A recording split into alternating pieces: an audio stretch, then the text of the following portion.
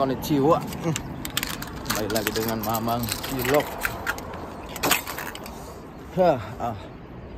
Dan sekarang hari ini teh kerjanya tuh masang beginian tuh.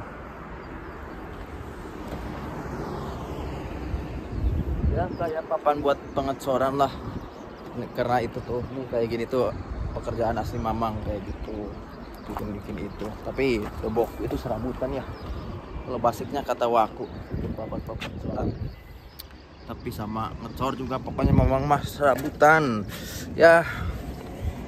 Jadi kerja di Jepang tuh biarpun kerja proyek ada macam-macamnya. Ada yang khusus pengecoran doang, ada yang khusus moles doang, ada yang perakitan besi apa ya namanya? Asiba lah. Apa deh? Apa ya kalau di Indonesia tuh namanya lupa. Scaffolding. Nah, tuh. Itu yang udah dibongkar yang kemarin dicor. Ya. Ini bikin kayak gini. Bikin atasannya doang karena kemarin habis dibongkar ya buat bikin jembatan. Padahal ini tuh masih baru katanya baru dibangun. Malah dibongkar lagi mau bikin jembatan. Buang-buang duit. Ya namanya juga orang Jepang. Tuh. Ya oke lah. Pokoknya terima kasih yang udah nonton video Mamang yang sengaja maupun nggak sengaja ya. Nah, jadi sekarang teh Mamang nggak bakal explorer dulu. Soalnya tuh habis ngecor nggak boleh ditinggalin ya. Malesnya kalau ngecor tuh ya gini tuh.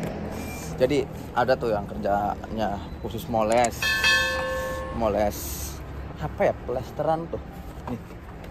Jadi ini tuh masih basah tuh. Ini habis ngecor harus dipoles berkali-kali ya. Nah ini tuh ada kerjaannya khusus yang moles tuh ya, moles lah kerjaannya tuh, cuma moles doang ya. Pokoknya khusus pengecoran lah sama plester ya. Jadi kalau habis dipoles tuh harus yang keduanya gak boleh ditinggal. Kalau kekeringan gak bisa dipoles, harus ditungguin terus ya. Gitulah nih, jadi Mamang mau cerita ke explorer ya. Kalian tuh masuk ke ya. Nah beginilah penampakannya tuh. Ada AC juga. Biasanya ada kulkas kalau proyeknya gede tuh ada kulkasnya, tapi sekarang nggak ada jadi ya kecil. Tapi lumayan lah, bersyukur seenggaknya bisa ngadem. Oke sekarang mau tumpah. Sekarang mau cerita ya, buat saran yang mau ke Jepang, yang pokoknya apa ya, yang mau belajar bahasa Jepang, jangan langsung ke LPK dulu. Soalnya apa ya,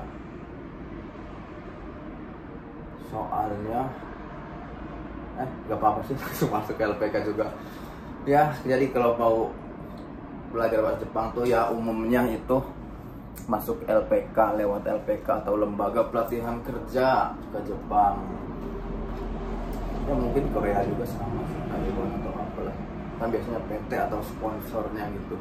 Jangan ya kalau mau ke Jepang jangan pakai sponsor, jangan harus ada tangan kedua ya. Kalau bisa langsung jangan ada tangan kedua itu LPK. Tangan pertamanya bisa lah belajar otodidak, belajar bahasa Jepang, terus langsung ke orang Jepang atau orang yang udah di Jepang lah langsung ya. Tapi kalau mau lewat jasa LPK ya gak apa-apa, semua tergantung masing-masing ya. Kalau ada keuangannya ada, biarpun keuangannya gak ada pasti bisa sih insya Allah. Pokoknya ya nih saran Mamang tuh kalau mau terjun ke Jepang, terjepangan itu belajar otodidak dulu. Ada banyak aplikasinya ya, belajar huruf-huruf dulu tuh, katakana hiragananya. Karena kalau kita langsung masuk LPK nih, biasanya juga ada LPK yang langsung sekalian. Jadi pendaftaran pada bulan Januari misalnya, Terus kelas dimulainya pada bulan 3.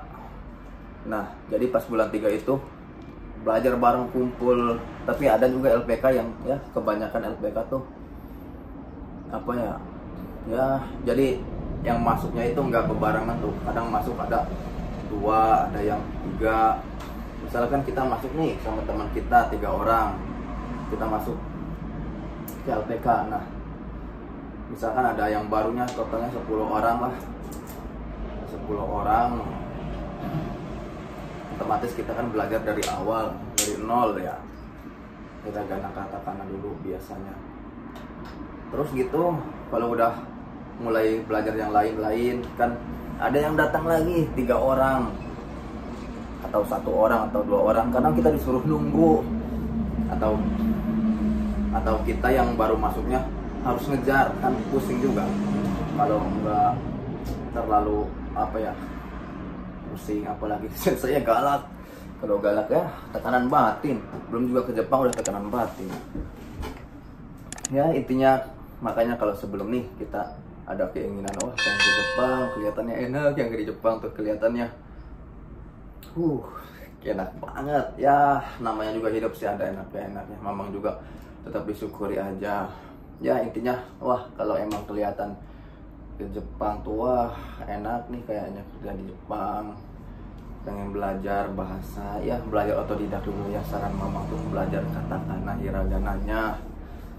Terus mamang gimana pas awal ke Jepang lewat LPK mana ya? Mamang juga dulu kayak gitu soalnya. Kalau ini juga kan menurut pengalaman mamang juga, karena mamang dulu ya asal masuk aja datang ke Jepang tuh, datang ke LPK tuh langsung masuk aja ya, cuma modal niat wah pengen ketemu Naruto. Enggak sih ya, diajak sih mamang juga, diajak sama temen mamang juga ya, berempat lah datang tuh. Mamang masuk, nah pas itu mamang bingung. Mamang juga di situ kan keadaan kerja juga ya, di toko India Mart. Mamang masih kerja ya, mamang kerja sambil belajar tapi lewat kelas normal. Jadi di LPK tuh ada yang kelas karyawan, ada yang kelas normal lah, yang biasa, yang bayar dari pagi sampai sore. Nah, mamang masuknya kelas biasa ya kayak gitu. Kadang mamang di situ juga bimbang, harus kerja, fokus kerja atau fokus sekolah ya. Sekolah juga kan di situ juga kan mamang bingung sekolahnya kan ya. Itu mamang kan udah masuk belajar sekian hari, mamang udah ngejar juga, kadang mamang suruh nunggu juga kan, capek gitu kan. Namanya juga tekanan batin ya, bimbang lah namanya juga. Kita bisa enggak ya, kita enggak ya, ya itulah pasti buat yang masuk ke LPK juga. Soalnya kan banyak tuh yang wah kaget pas masuk LPK tuh, kaget belajar bahasa Jepang yang aneh ya. Bahasa Jepang tuh ya lumayan rumit, tapi kalau ini sih menyenangkan sih ya. Pokoknya belajar otodidak, kalau bisa dimantapin ngejar sertifikat. Soalnya kalau udah di Jepang susah kita kerja. Jatuh lagi. Nah ya, intinya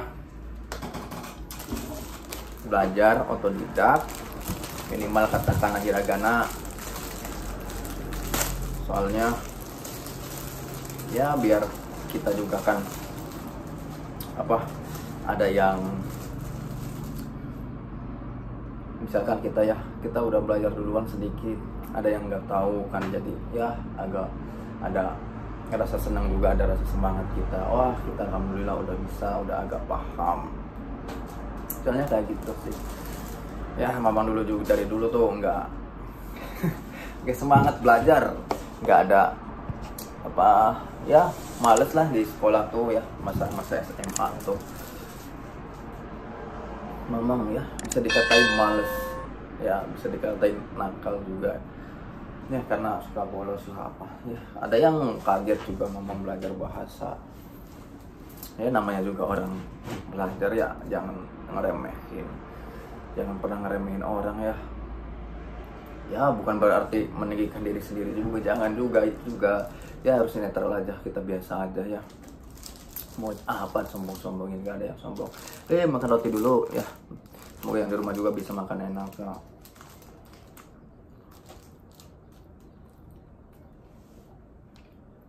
Dan satu ya, gila, mau